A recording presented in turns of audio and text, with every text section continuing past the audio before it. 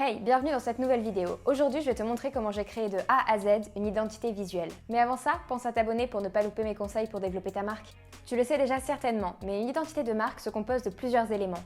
Un logo, des polices, des couleurs. Plus important encore, l'identité de marque doit répondre à la question « Pourquoi ?». En bref, pour que le bon message soit diffusé, il est important qu'il soit bien compris. Allez, on passe à la pratique ? Pour cette vidéo, j'avais envie de te montrer le processus créatif complet qui se cache derrière la création d'une identité de marque. C'est pour cela que j'ai choisi Cocooning, une marque de thé bio que j'ai cofondée il y a quelques années. C'est parti ? La première étape lorsque l'on crée son identité de marque consiste à chercher de l'inspiration, à créer un mood board avec des visuels afin de savoir ce qui nous attire visuellement parlant. Concrètement, il faut trouver un équilibre pour que l'identité de ta marque elle soit cohérente avec son secteur, qu'elle plaise à tes clients potentiels, qu'elle te plaise et qu'elle soit différenciante. Personnellement, j'utilise le logiciel Milanote pour créer une première planche d'inspiration. Il est assez facile d'utilisation, on peut créer différents dossiers et il est surtout gratuit dans un premier temps. Pour chercher l'inspiration, je vais sur différents logiciels. Je vais sur internet, mais je vais aussi sur Pinterest, je vais sur Behance, je vais sur Dribbble, ça dépend vraiment des projets et de la typologie. Il faut garder en tête que les premières images que tu vas trouver vont te permettre de partir à la recherche de tes couleurs et de ton logo. Essaye toujours de garder en tête que les images doivent être en corrélation avec ton secteur. Évite de prendre des photos de voiture si tu cherches une identité de marque pour faire par exemple du thé. Il est important aussi de garder en tête que les codes couleurs doivent être en corrélation avec ton secteur, mais ça je t'en reparlerai plus en détail dans une prochaine vidéo. Une fois que tu as un premier lot d'images, tu vas pouvoir les mettre en forme pour avoir déjà quelque chose de visuellement sympa et tu vas pouvoir exporter ce moodboard et débuter la création du logo. Je te propose de faire un premier jet sur papier même si tu n'es pas très à l'aise avec le dessin. Ça te permettra déjà de dessiner les premières esquisses, de savoir vers quel type de logo tu veux te projeter et aussi de pouvoir écrire des premières typologies de police.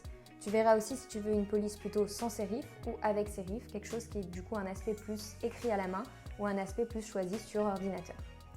Une fois que c'est fait et que tu as une première version du logo, ou on va dire une dizaine de brouillons, tu vas pouvoir prendre en photo ta version préférée et du coup la scanner avec ton téléphone pour pouvoir la reproduire sur ordinateur. Pour cela, moi j'utilise le logiciel Photoshop et je reproduis avec le pinceau. Une fois que les contours sont améliorés, normalement tu as un premier fichier exploitable. On passe ensuite à la création de la charte graphique ou alors nommée charte visuelle. La première chose, c'est de placer le logo. Je le place généralement tout en haut.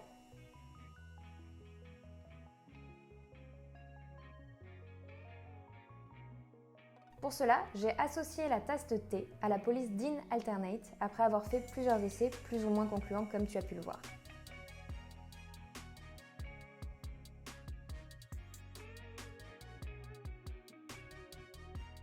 Pendant la recherche de visuels, j'avais mis de côté 4 couleurs que je reprends ici et qui seront les couleurs utilisées pour les packaging de certains des produits. Je ne te l'ai pas encore dit mais les produits seront stockés dans des petites boîtes en fer et du coup ces 4 couleurs pourront venir égayer les étiquettes. Je me sers du pinceau pour trouver les codes hexadécimaux et le tour est joué. Il ne me reste plus qu'à les écrire clairement puisque si tu as Photoshop aujourd'hui, il n'est pas forcé que tu l'aies dans le futur et il est possible aussi que tu aies besoin de diffuser ta charte graphique à différentes personnes. Écrire clairement les couleurs hexadécimales permettra d'éviter les erreurs et d'avoir des problèmes et des différences de couleurs au fil du temps. Il est temps de définir les polices. Après plusieurs tests, j'en retiens 2. En minuscule et en majuscule que j'intègre à la charte. J'ai gardé 2 polices que j'avais utilisées dans le test pour le nom tout à l'heure Cocooning.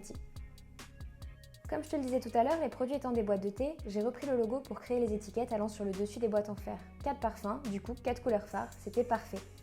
Pour montrer la direction artistique des photos, j'ajoute aussi quelques photos issues de mon moodboard. J'ai préféré choisir des photos qui ne sont pas corrélées à une marque. Les 3 que tu peux voir que j'ai sélectionnées sont des photos qui sont des photos d'inspiration où on ne voit aucun autre produit dessus. Cela permettra, quand tu communiqueras ta charte graphique ou charte visuelle, d'avoir quand même quelque chose qui soit assez fluide et d'éviter de perturber l'œil avec des photos de produits qui sont déjà présents dessus, alors que l'idée c'est bien de montrer ce que toi tu veux faire de ta marque et de tes produits. 3 photos me semblent plutôt raisonnables, tu peux aller jusqu'à 5 ou 8 en fonction de la place que tu as. Attention cependant de garder toujours la même idée et d'avoir une énergie qui transparaît à travers ces photos.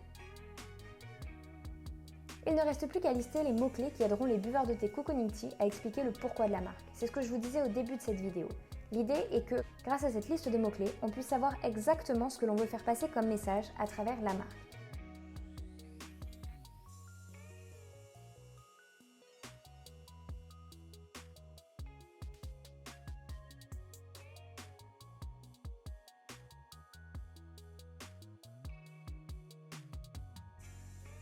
Et voilà comment j'ai créé cette identité visuelle en 2 jours. J'espère que cette vidéo t'a plu, n'hésite pas à me dire en commentaire si tu as aimé ce format et quel autre type de vidéo tu souhaiterais voir. À très vite!